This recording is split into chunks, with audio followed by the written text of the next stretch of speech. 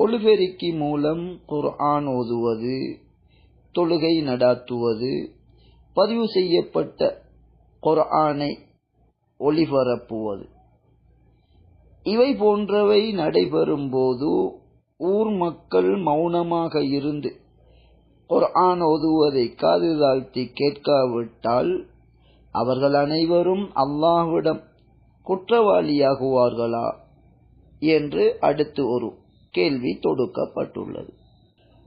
ஒலிபெருக்கியில் குர்ஆன் ஓதுவது ஒளிபரப்பப்படும் போது அதனை காது தாழ்த்தி செவிமடுக்காத மக்கள் மீது குற்றம் ஏற்படுமா என்பதை தெரிந்து கொள்வதற்கு முன்னர், இவ்வாறு யாரெல்லாம் மஸ்ஜிதிலே அதான் சொல்வதை தவிர்த்து ஒலிபெருக்கி மூலம் ஊர் மக்கள் அனைவரும் செவிமடுக்கும் விதத்திலே இகாமத் சொல்வது, மஸ்ஜிதிலே கூடுகின்றவர்களுக்கு தொழுகை நடாத்தும் போது ஓதுகின்ற குர்ஆனை ஊர் முழுக்க கேட்கச் செய்வது, அல்லாஹ்வை பற்றிய அச்சம் அதிகரித்து விட்டது போன்று ஒலிபெருக்கியிலே ஊர் முழுக்க கேட்கும் விதத்திலே குர்ஆனை ஒளிபரப்புவது, இவையெல்லாம் ஜாஹிலிய செயலாகும்.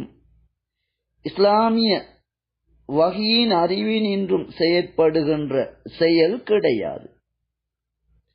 இறுதி அடையாளங்களில் ஒன்று அறிவு குறைந்து மடமை பெருகிவிடுவது என நபி அலைஹிஸ்ஸலாத்து வஸ்ஸலாம் அவர்கள் கூறினார்கள். மாற்று சமூகங்கள் மதங்களின் பெயரால் என்ன செய்கின்றார்களோ அதே போன்று எம்மவர்களும் செய்கின்ற நிலையை காணுகின்றோம். அதில் ஒன்றுதான் ரமலான் மாதம் வந்துவிட்டால் இவ்வாறு நாம் செய்கின்ற இபாதத்துக்களை அந்நியவர்களையும் தொல்லை கொடுக்கும் விதத்திலே ஒலிபெருக்கியிலே தொழுகை நடாத்துவது, அதான் சொல்ல வேண்டிய அந்த ஒலிபெருக்கியை பயன்படுத்தி அதிலே ஊர் முழுக்க கேட்கும் விதத்திலே இகாமத் சொல்வது, அந்த ஒலிபெருக்கியிலே நீண்ட நேரம் ஊர் முழுக்க கேட்கும் விதத்திலே குர்ஆனை ஒளிபரப்புவது, இவை எதுவுமே இஸ்லாமிய வழிமுறைகள் கிடையாது. எனவே இவ்வாறு இஸ்லாத்தின் பெயரால் செய்கின்றவர்கள் முதலிலே அந்த தவறிலிருந்து திருந்த வேண்டும், அறியாமையிலிருந்து விடுபட வேண்டும்.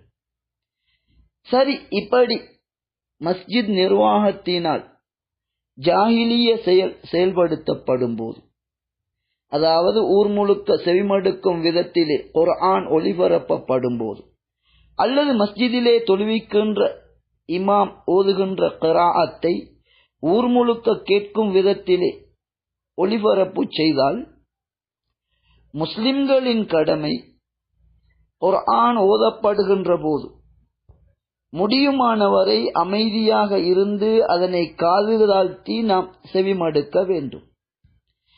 குர்ஆனை செவிமடுத்துக் கொண்டே ஆகுமான எமது வேலைகளை நாம் செய்வோம் என்றால் அதில் தவறேதும் கிடையாது. வெள்ளிக்கிழமையிலே ஹுத்பாவின் போது சூரா காஃப் ஓதுவதை, நபி அவர்கள் ஓதுவதை, நபியின் வீட்டோடு அமைந்திருந்த ஒரு வீட்டிலே சமைத்துக் கொண்டிருந்த ஒரு சஹாபியா பெண்மணி நபி அவர்கள் மிம்பரிலே ஓதுகின்ற காஃப் என்ற அந்த அத்தியாயத்தை மனனமிட்டதாக அறிவிக்கின்றார்கள். குர்ஆன் ஓதும்போது நாம் என்ன செய்ய வேண்டும் என்பது பற்றி குர்ஆனிலே அல்லாஹ் சொல்லும் போது 7வது அத்தியாயத்தின் 204வது வசனம், குர்ஆன் ஓதப்பட்டால் அமைதியாக இருந்து அதனை செவிமடுங்கள், அல்லாஹ் உங்களுக்கு அருள் புரியக்கூடும் என்று அல்லாஹ் கூறுகின்றான். குர்ஆனுக்கு விளக்கம் அளிக்கின்ற நபி அவர்கள் உங்களுக்கு நான் கட்டளையிடுகின்ற விடயத்தை முடியுமானவரை செய்யுங்கள் என வழிகாட்டி இருக்கின்றார்கள்.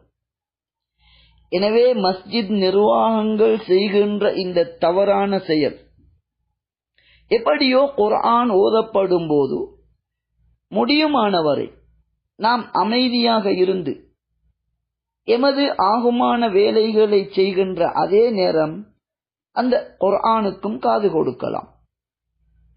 இந்த வசனத்தின் சரியான கருத்து பற்றி குர்ஆன் விளக்க உரையாளர்கள் இது தொழுகையின் போது குர்ஆன் ஓதப்பட்டால் அங்கு நாம் அமைதியாக இருக்க வேண்டும் என்ற ஒரு கருத்து, இது போன்ற கருத்துக்களை கூறியிருக்கின்றார்கள். எப்படியோ நபியுடைய ஹதீஸின் அடிப்படையில் இவ்வாறு மஸ்ஜித் நிர்வாகங்கள் செய்கின்ற தவறு, அந்த நிலையிலே பொதுமக்களாகிய நாம் என்னதான் இருந்தாலும் அல்லாஹுடைய அல் குர்ஆன் என்ற வகையில் முடியுமானவரை அதற்கு காது கொடுப்பது நபியின் வழிகாட்டலாகும். அதே நேரத்தில் அதில் கவனம் செலுத்த முடியாது எமது வேலைகளை செய்ய வேண்டி இருக்கின்றது என்றால் அதில் எந்த குற்றமும் கிடையாது. இதுபோன்ற சந்தர்ப்பங்களிலே ஊர் மக்கள் எந்த வகையிலும் குற்றவாளி ஆக மாட்டார்கள். அதே நேரம் மஸ்ஜித் நிர்வாகம் செய்கின்ற இந்த ஜாஹிலிய செயலை அவர்களுக்கு உணர்த்துவதென்பது ஒவ்வொருவரது கடமையாகும். குறிப்பாக அல்லாஹ்வை பயந்த மக்களை வழிநடாத்த வேண்டிய உலமாக்கள் இது பற்றி அவர்களுக்கு எடுத்து கூற வேண்டும். ஒட்டுமொத்தத்தில் மஸ்ஜித் நிர்வாகங்கள் செய்கின்ற இதுபோன்ற ஜாஹிலிய செயல்களால் பொதுமக்கள் ஒருபோதும் குற்றவாளியாக மாட்டார்கள் என்பதே இஸ்லாத்தின் தீர்ப்பாகும்.